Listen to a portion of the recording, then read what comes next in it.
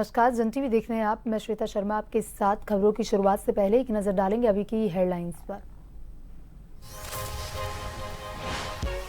CM Dhami ने जागेश्वर धाम को दी सौगात। कई योजनाओं का किया लोकार्पण शिलान्यास। अधिकारियों को विकास कार्य समय पर पूरा करने के दिए निर्देश।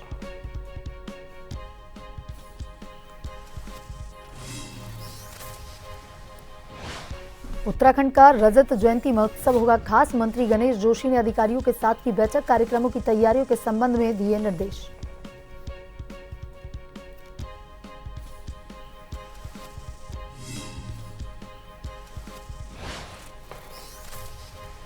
चक्राता में वन विभाग की बड़ी कार्रवाई। अवैध लकड़ी कटाई के आरोप में 4 लोगों पर केस दर्ज। भारी मात्रा में देवदार बरामद।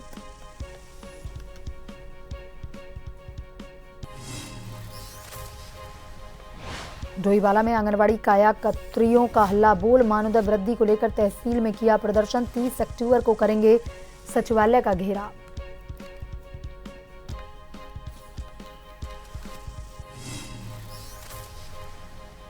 उत्तराखंड में पश्चिमी विक्षोभ हुआ सक्रिय। सीमांत क्षेत्रों में बारिश बर्फबारी से लुढ़का पारा। ठंड का हुआ आगाज। दिन रात के तापमान में अंतर।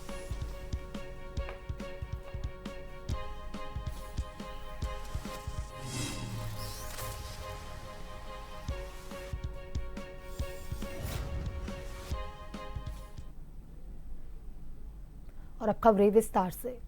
मुख्यमंत्री पुष्कर सिंह धामी ने अल्मोड़ा के प्रसिद्ध तीर्थ स्थल जागेश्वर धाम पहुंचकर पूजा अर्चना की। साथ ही सीएम धामी ने प्रदेश की सुख शांति समृद्धि की कामना की है।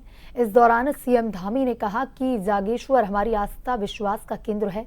इसे भव्य और दिव्य स्वरूप दिया जाएगा। मुख्यमंत्री धामी ने इस अवसर पर 76.78 करोड़ रुपए की लागत से निर्मित और स्वीकृत 6 विकास योजनाओं का लोकार्पण शिलान्यास किया। जिन योजनाओं का लोकार्पण किया गया है उनमें दन्या से आरा सलपड़ मोटर मार्ग का सुधारीकरण, चायखान से धुआंसीमल मोटर मार्ग का सुधार, सत्यों में 33/11 केवी उप संस्थान का निर्माण कार्य शामिल है। मुख्यमंत्री ने जागेश्वर धाम मास्टर प्लान की विस्तृत समीक्षा की। उन्होंने अधिकारियों को निर्देश दिए कि सभी विकास कार्य तय समय सीमा में और गुणवत्तापूर्ण तरीके से पूरे किए जाएं।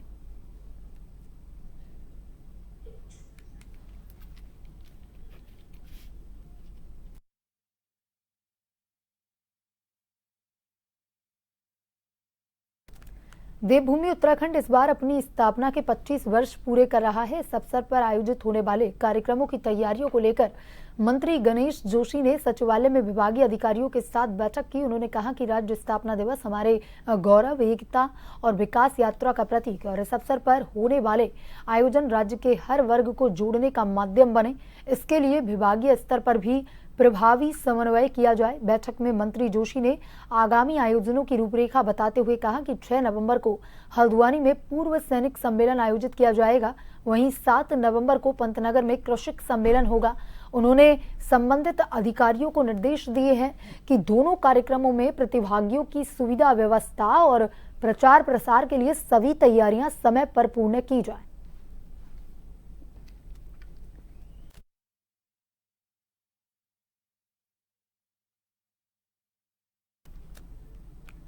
उधम सिंह नगर के बाजपुर से खबर है, जहां मंगलवार को नेता प्रतिपक्ष और क्षेत्रीय विधायक यशपाल आर्य ने कई विकास कार्यों का शिलान्यास कर क्षेत्रवासियों को बड़ी सौगात दी है। इस दौरान उन्होंने बाजपुर नगर के वार्ड नंबर 11 में 11 लाख रुपए की लागत से बनने वाली सड़क का शिलान्यास किया है और इसके साथ ही ग्राम सभा रेहंटा में स्थित मंदिर के हॉल के लिए 5 लाख की लागत से सुंदरीकरण और निर्माण कार्य की नींव रखी गई है।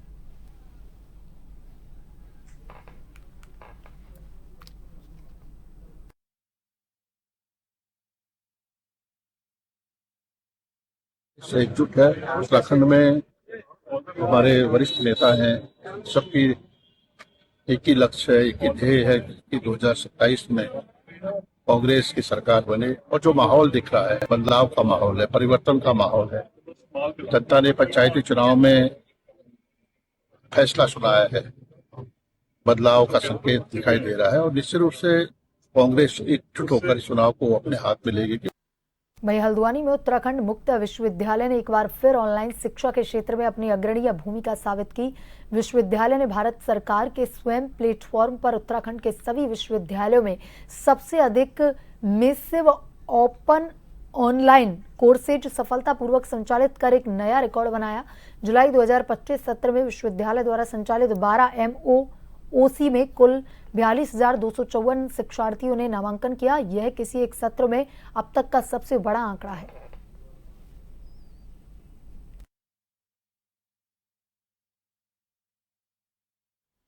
हमारा उत्तराखंड मुक्त विश्वविद्यालय ODL में काफी प्रचलित पाठ्यक्रम चला रहा है और ये सबको पता है, लेकिन एक विशेष जो MOOCs का है, जो स्वयं पोर्टल पर हम लोग चलाते हैं, ये ऐसे पाठ्यक्रम है जिनकी जानकारी राष्ट्रीय अंतर्राष्ट्रीय स्तर पर कई महत्वपूर्ण संस्थानों तक पहुंची। हम चाहते हैं कि उसका और व्यापक प्रचार प्रसार हो, लोग जुड़े उससे। इसलिए ये आज विशेष बातचीत हमने रखी कि लगभग इस वर्ष हमारे पूरे भारत और बाहर से दुनिया से 42,454 विद्यार्थियों ने हमारे MOOCs कोर्सेज, जो 12 कोर्सेज हैं, उनको अडॉप्ट किया, स्वीकार किया है। और इसी बीच सीधे आपको लखनऊ लिए चलते हैं, जहां पर गन्ना विकास मंत्री लक्ष्मण सिंह नारायण, माफ कीजिएगा, लक्ष्मी नारायण चौधरी प्रेस वार्ता कर रहे हैं।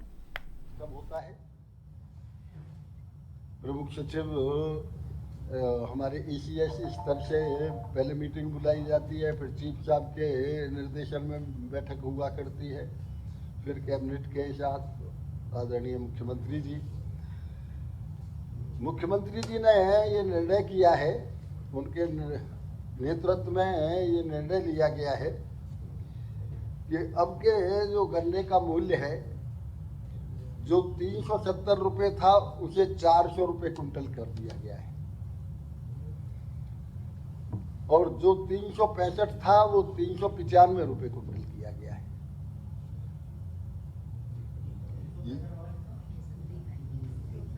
सॉरी, जो 370 था वो 400 किया गया है, और जो 360 था वो 390 किया गया है।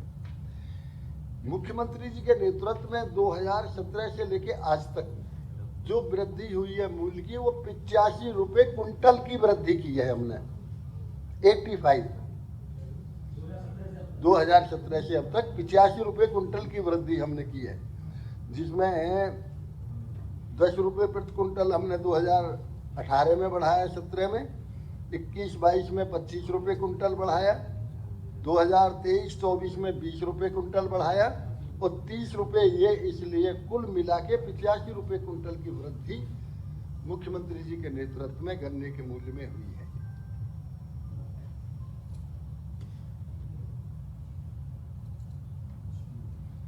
ये एक ऐतिहासिक वृद्धि है। आज कर्नाटक में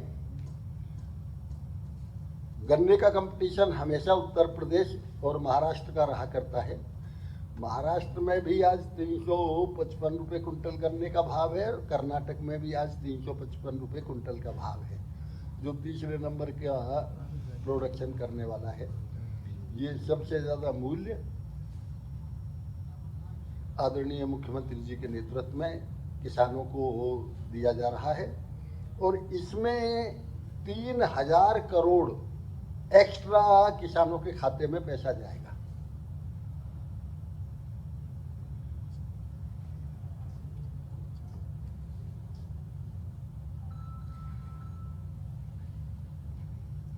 पैदावार इस साल अच्छी है, ईश्वर ने चाहा।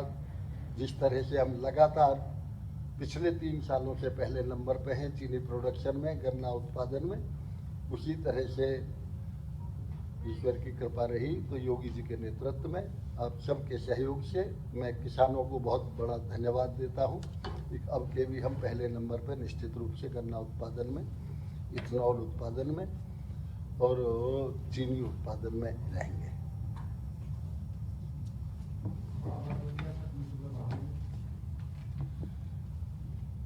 अभी तो मिल शुरू भी नहीं हुई, वक्त कहाँ लग गया? नहीं, किसान यूनियन के नेताओं की तो कोई डिमांड ऐसी हमारे पास तो नहीं, कभी कोई आई नहीं। वो इतना वक्त लग गया, एक हमने 85 रुपये कुंटल बढ़ा दिया 9 साल में, 8 साल में। तो आपके सामने 4 बार, चौथी बार है ये चौथा है। 17 का इलेक्शन में नहीं बढ़ाया। और वहीं नैनीताल हाईकोर्ट में उत्तराखंड के विभिन्न सरकारी विभागों में उपनल और अन्य आउटसोर्सिंग एजेंसियों के माध्यम से कार्यरत कर्मचारियों को नियमित किए जाने के मामले में दायर याचिका पर सुनवाई के बाद पूर्व में दिए गए निर्देशों का हवाला देते हुए राज्य सरकार को ऐसे कर्मचारियों की नियमितीकरण के मामले में प्राथमिकता से निर्णय लेने के लिए कहा। कोर्ट ने निर्देशक पुनर्वास को याचिकाकर्ताओं के प्रत्यावेदन पर विचार करने के निर्देश दिए हैं। सुनवाई के दौरान सरकार की ओर से कहा गया है कि हाईकोर्ट की खंडपीठ पहले ही राज्य सरकार को आउटसोर्स और उपनल कर्मचारियों की नियमितीकरण पर विचार करने का सुझाव दे चुकी है।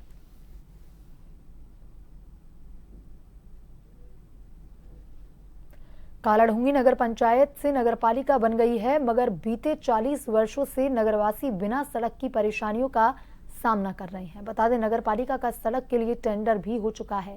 क्षेत्र के व्यक्ति रास्ते की कुछ जमीन आने से रास्ता नहीं बन पा रहा है। नगरवासियों की शिकायत पर मंगलवार को विधायक वंशीधर भगत ने वार्ड नंबर 6 में स्थित रास्ते का एसडीएम, पुलिस प्रशासन के साथ निरीक्षण किया और मार्ग के निर्माण कार्य शुरू करने के निर्देश दिए। नगरवासियों की समस्या का विधायक भगत ने 1 घंटे में समाधान कर दिया, जिसके बाद लोगों ने विधायक का आभार जताया है।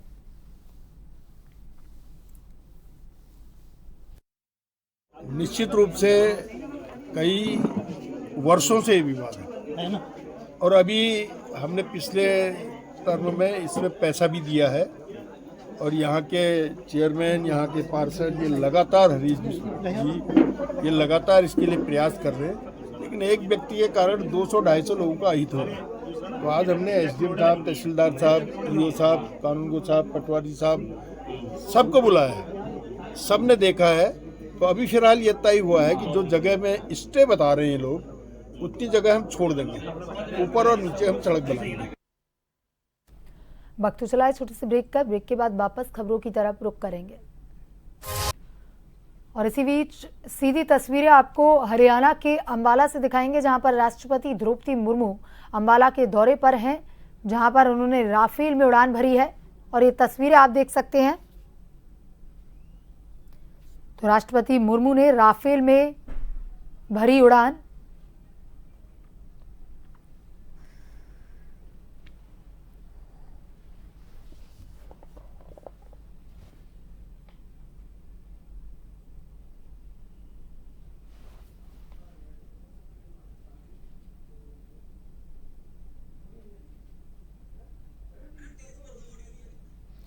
राष्ट्रपति मुर्मू ने राफेल में उड़ान भरी और ये तस्वीरें आप देख सकते हैं हरियाणा के अंबाला से। ये तस्वीरें आप देख रहे हैं जहां पर राफेल में सवार होकर के उड़ान भरी है राष्ट्रपति मुर्मू ने। इससे पहले अंबाला एयरफोर्स स्टेशन पर जब पहुंची थी तो जवानों ने गार्ड ऑफ ऑनर उन्हें दिया था, यूनिट्स का उन्होंने निरीक्षण भी किया था और यहाँ air chief marshal Amarpreet Singh ने उनका स्वागत किया था। साथ ही एयरफोर्स के जवानों ने गार्ड ऑफ ऑनर दिया था। राष्ट्रपति ने जिप्सी से खड़े होकर परेड का निरीक्षण किया, उन्होंने जवानों से मुलाकात की, एयरफोर्स स्टेशन की अलग अलग यूनिट्स का उन्होंने निरीक्षण किया और अब लड़ाकू विमान राफेल में उड़ान भरी।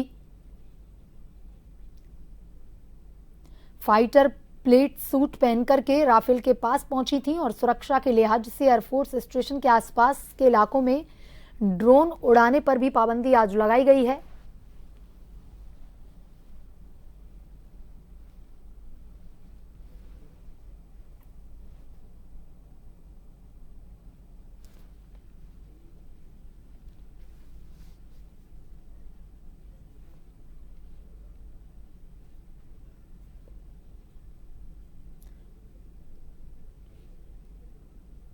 अंबाला एयरफोर्स स्टेशन देश के राफेल विमानों के इसके वार्डन का सबसे खास अड्डा है। राष्ट्रपति मुर्मू यहां अधिकारियों से राफेल विमान की तकनीक, उसे चलाने के तरीके, सुरक्षा से जुड़ी बातें समझेंगे।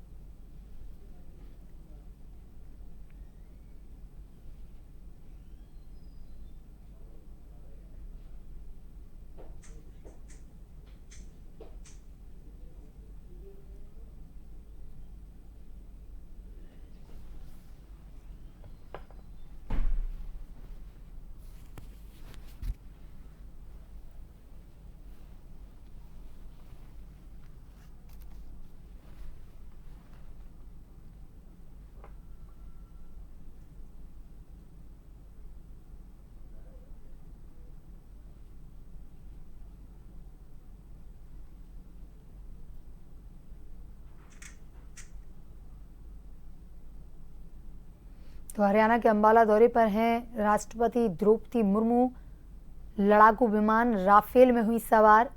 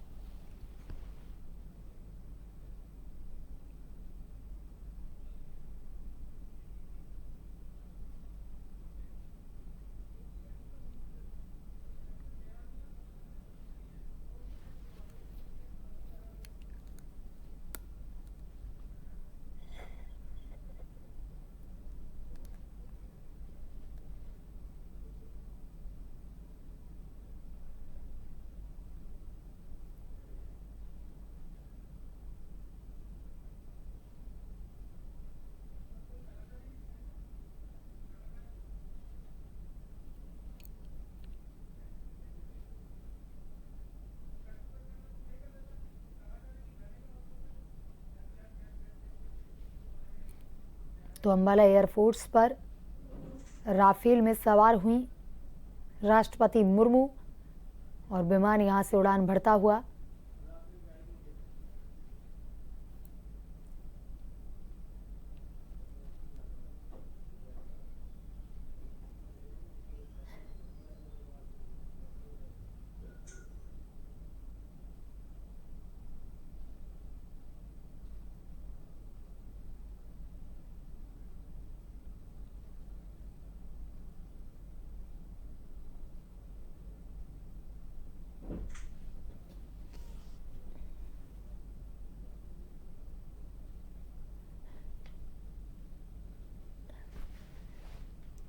तो यहाँ विमान ने उड़ान भरी। राष्ट्रपति द्रौपदी मुर्मू लड़ाकू विमान राफेल में सवार हैं।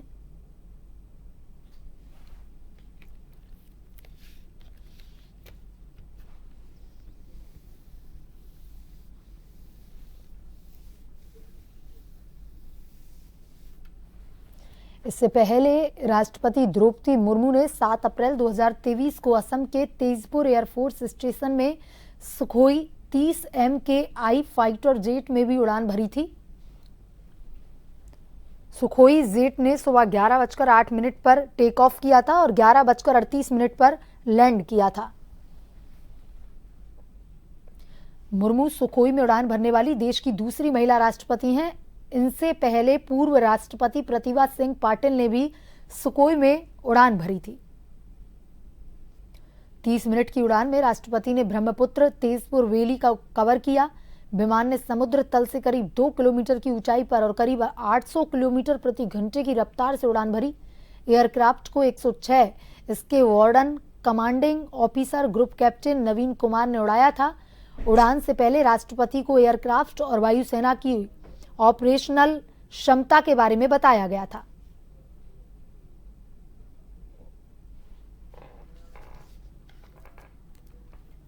और वहीं प्रदेश में लगातार आंगनवाड़ी कार्यकर्त्रियों द्वारा बड़े बड़े आंदोलन किए जा रहे हैं। प्रदेश की तमाम आंगनवाड़ी कार्यकर्त्री बार बार अपनी मांगों को लेकर प्रदेश सरकार के खिलाफ आंदोलन करती रही हैं। वहीं डोईवाला में एक बार फिर से बड़ी संख्या में आंगनवाड़ी कार्यकर्त्रियों ने डोईवाला तहसील में जोरदार नारेबाजी के साथ प्रदर्शन किया और मुख्यमंत्री के नाम ज्ञापन सौंपा। मानोदय वृद्धि के साथ ही आंगनवाड़ी कार्यकर्त्री और सहायिकाओं को राज्य कर्मचारी घोषित किए जाने की मांग की। इस दौरान कार्यकर्त्रियों ने कहा कि अगर जल्द उनकी मांगे नहीं मानी गई तो 30 अक्टूबर को पूरे प्रदेश की आंगनवाड़ी कार्यकर्त्रियों द्वारा सचिवालय कूच किया जाएगा।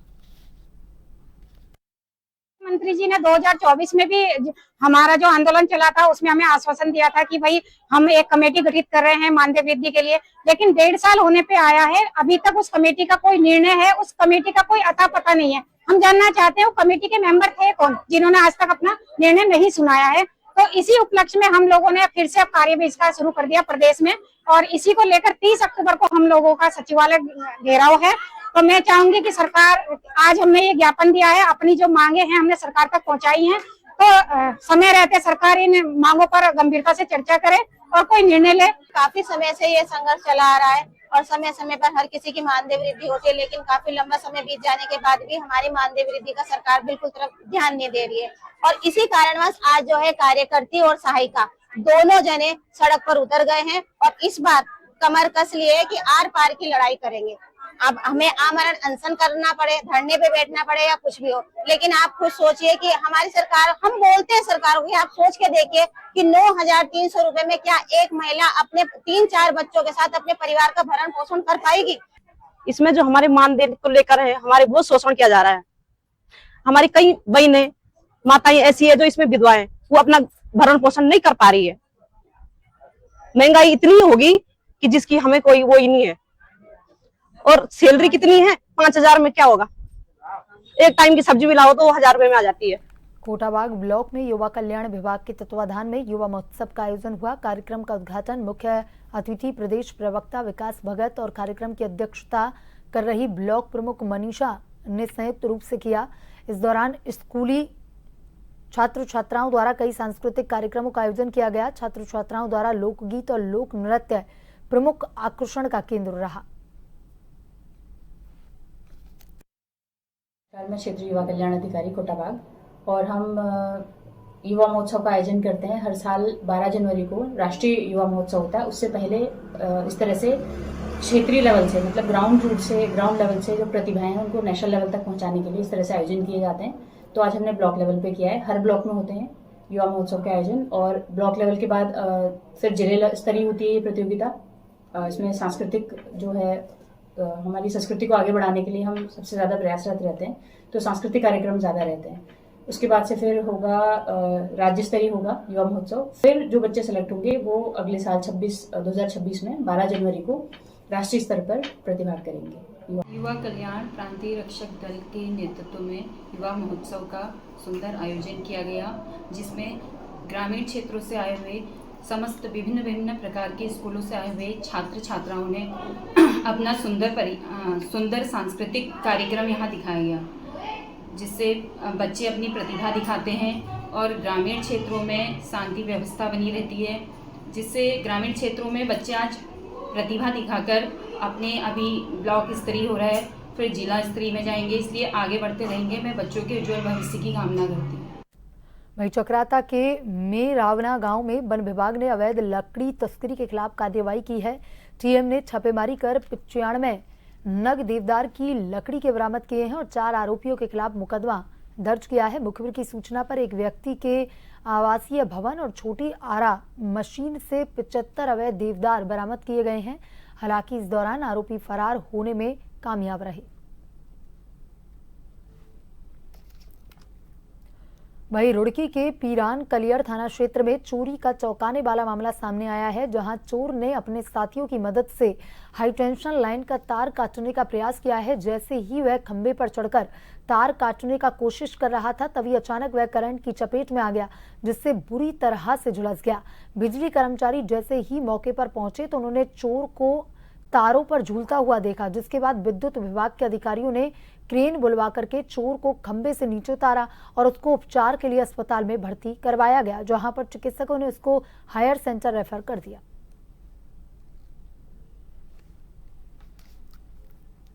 विकासनगर में सरकारी अस्पताल के पास उस वक्त हड़कंप मचा जब एक महिला की सोने की बाली झपट करके चोर भागने लगा, लेकिन राहगीर की सतर्कता से आरोपी ज्यादा दूर नहीं जा सका। जानकारी के मुताबिक एक महिला अस्पताल के पास से गुजर रही थी कि तभी एक युवक अचानक से उनके कान से बाली झपटकर फरार हो गया। महिला के शोर मचाने पर आसपास मौजूद लोगों में से एक युवक ने तुरंत पीछा किया और आरोपी को पकड़ लिया। सूचना मिलने पर पुलिस भी मौके पर पहुंच गई थी। पुलिस ने आरोपी को हिरासत में लेकर थाने पर लेकर पहुंची। आंटी चिल्ला रही थी, मैं उधर से आ रहा था टैक्सी स्टैंड की तरफ से, अपने भाई के पास गया था मैंने देखा ये लड़का पूरी तेज भाग रहा, मैंने इसे पकड़ा। मैंने इसके बाद देखा इसके पास एक बाली मिली, वो आंटी को दे दी। इसे जानते हो जो लड़का है? ना भैया, ये यहाँ का नहीं है, हमारे विकासनगर क्षेत्र का तो है ही नहीं, हमने कभी पहले से देखा ही नहीं यहाँ पे। किसी की कार खड़ी थी ना, मुझे सांस चढ़ा चढ़ती चढ़ाई में, मैं उसका सहारा ले खड़ी हो गई ऐसे। बोले अम्मा यहाँ नहीं हो खड़ी, छो में हो। मैं नहीं होना, तू चले जा। तो नहीं जाया, मैं ऐसे खड़ी रही। कहना इसने बाड़ी खिंची और भाग गया, फिर आ गया इधर को, फिर वहां से चलाई में। लोहाघाट के जीआईसी खेल मैदान में स्वामी विवेकानंद विद्यालय स्तरीय अंडर 14 फुटबॉल प्रतियोगिता का आयोजन हुआ, जिसका शुभारंभ मुख्य अतिथि अद्वैत आश्रम मायावती के प्रबंधक स्वामी ने किया और इस दौरान उन्होंने युवाओं को नशे से दूर रहने की अपील की। फुटबॉल प्रतियोगिता के पहले दिन 4 मैच खेले गए। फुटबॉल कोच ने अभिभावकों से बच्चों को अधिक से अधिक खेलों से जोड़ने की अपील की।